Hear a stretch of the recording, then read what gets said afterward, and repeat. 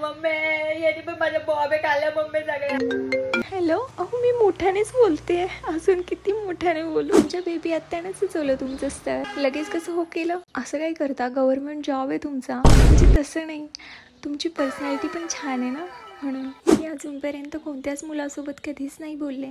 तुम्ही पहिलेच असे आहात की तुम्ही तुमच्यासोबत एवढा वेळ बोलतेय. तुमचं कोणी होतं का असं? हॅलो हॅलो हॅलो, तुम्हाला राग आला का? मला वाटलं तुम्ही नाराज झाले. आणि हो, श्रीमंत पूजनला ती आपण पाहिलेली 20,000ची साडी घ्यायला सांगा. हा, महागातली घ्यायची काहीच गरज नाहीये. काय? आई बोलले 5,000ची साडी घेणार आहे? काही नाही, मला वाटलं तुम्ही श्रीमंत आहेत. नवरी मंडपात आली की नवरा रडायला लागतो, असा नवीन ट्रेंड आलाय. हो, मी पण तेच बोलत होते. कसं वाटतं ते लोकांसमोर? मी सांगा ना, आपण लग्नानंतर कुठे फिरायला जायचं? माझी आई बोलायची की लग्नानंतर नवऱ्यासोबतच फिरायला जा. आईंनी सांगितल्याप्रमाणे तुमच्या आत्याला कमी प्राइसची आणि मावशीला भारीतली साडी पाठवली आहे. हा, मी आपल्या लग्नाच्या जेवणामध्ये माझी फेवरेट डिश ठेवली आहे, गुलाबजाम. ते गोडा तुम्ही जा पाहिजे. रुडले वागायला लागले. लग्नानंतर काय कराल तुम्ही?